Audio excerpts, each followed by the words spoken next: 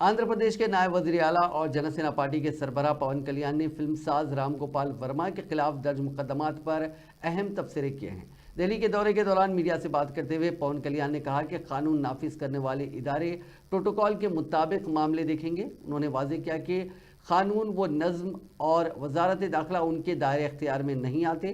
Police की मुबैना जानिबदाराना कार्रवाइयों पर बात करते हुए पवन कल्याण ने सवाल उठाया कि जो पुलिस चंद्रबाबू नायडू की हुकूमत के दौरान बेखौफ थी वो अब क्यों हिचकिचा रही है।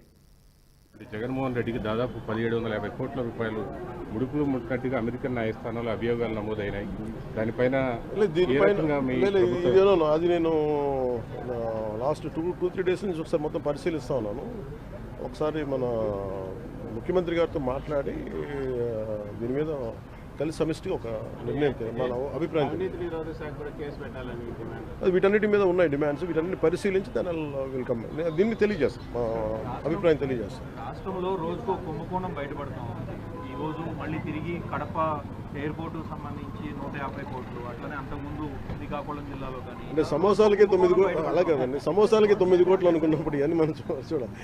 అంటే ఇది అంటే చాలా బాధ్యతారాహిత్యం, భయాలు లేవు, పారదర్శకత లేదు, అకౌంటబిలిటీ లేదు. ఇవన్నిటికీ వీఆర్ పేయింగ్ ద ప్రైస్. ఇదేంటి భవిష్యత్తులో ఇలాంటి పునరావృతం కాకుండా చూడాలి.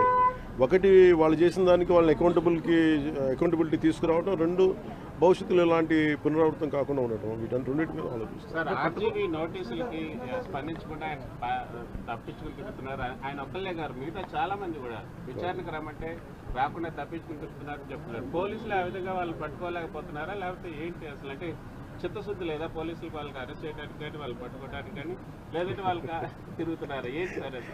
Let the police do their job, let me do my job.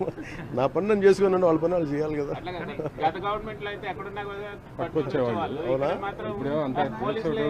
చెప్తున్నారు వాళ్ళు ఢిల్లీ నుంచి కూడా పట్టుకెళ్ళిన సందర్భాలు ఉన్నాయి. అలా అనిపించట్లేదా ఇప్పుడు? అనిపించట్లేదు. ఇప్పుడు చంద్రబాబు